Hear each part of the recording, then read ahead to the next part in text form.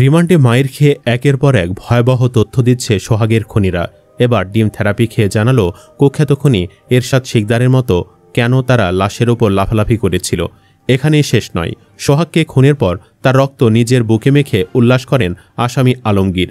মৃত্যু নিশ্চিত করার পর অন্য আসামিরা সোহাগের নিথর দেহে মারতে থাকেন চড়থাপ্পড়। তার বুকের ওপর উঠে মেতে ওঠেন পৈশাচিক উল্লাসে।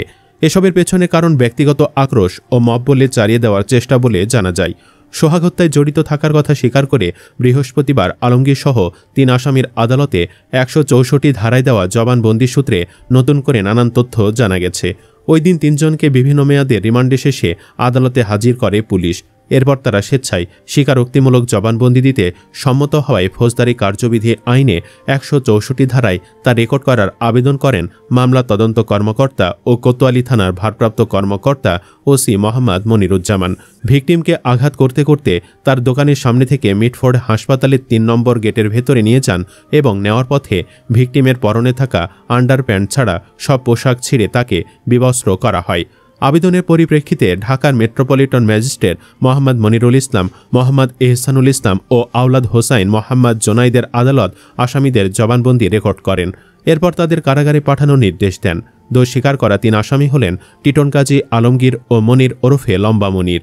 আদালত সূত্রে জানা গেছে, আসামি আলমগীর তার জবানবন্দিতে বলেন তিনি অন্য আসামিদের সঙ্গে থেকে সোহাগকে তার সোহানা মেটাল নামক দোকান থেকে টেনে হিঁচড়ে বের করেন।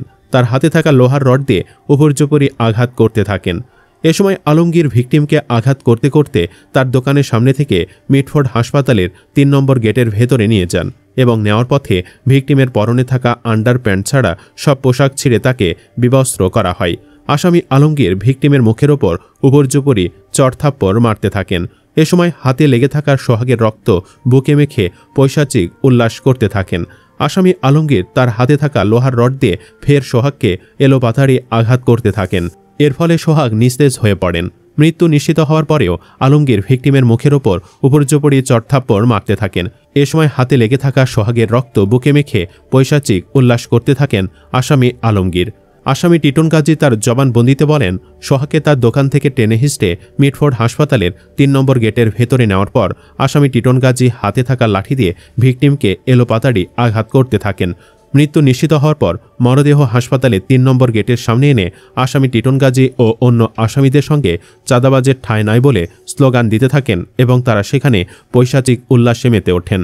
আসামি মনির তার জবানবন্দিতে বলেন, সোহাগকে হাসপাতালের গেটের ভেতরে নেওয়ার পর তিনি সোহাগের মাথায় ইট দিয়ে ৪-৫টি আঘাত করেন।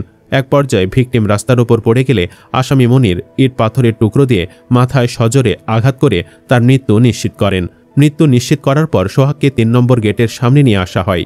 এ সময় তার মরদেহের ওপর আসামিরা লাফাতে থাকেন এবং বর্বরতম উল্লাস করেন।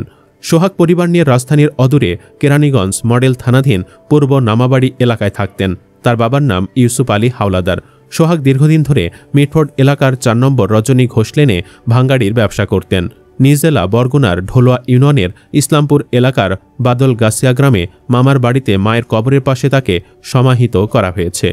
গত ৯ জুলাই সন্ধ্যা ৬টার দিকে মিটফোর্ড হাসপাতালের সামনে ব্যস্ত সড়কে একদল লোক ভাঙ্গাড়ি ব্যবসায়ী লালচাঁদ ওরফে সোহাগকে পাথর দিয়ে আঘাত করে মাথা থেতলে ও কুপিয়ে নৃশংসভাবে হত্যা করে। ঘটনায় পরদিন ১০ জুলাই নিহত ব্যক্তির বড় বোন মঞ্জুরা বেগম বাদী হয়ে ১৯ জনের বিরুদ্ধে কোতোয়ালি থানায় একটি হত্যা মামলা দায়ের করেন। মামলায় অজ্ঞাতনামা আরও ১৫ থেকে ২০ জনকে আসামি করা হয়। একই ঘটনায় পুলিশ বাদী হয়ে পৃথক একটি অস্ত্র মামলা দায়ের করে। এ মামলায় এখন পর্যন্ত ৯ জনকে গ্রেফতার করা হয়েছে।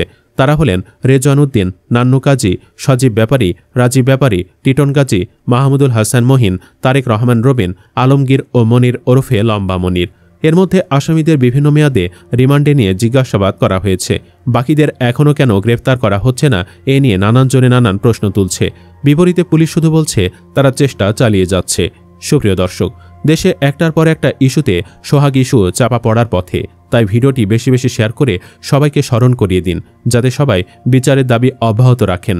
আর অবশ্যই কমেন্টে জানিয়ে দিন খুনিদের কী ধরনের সাজা দিতে চান। ধন্যবাদ।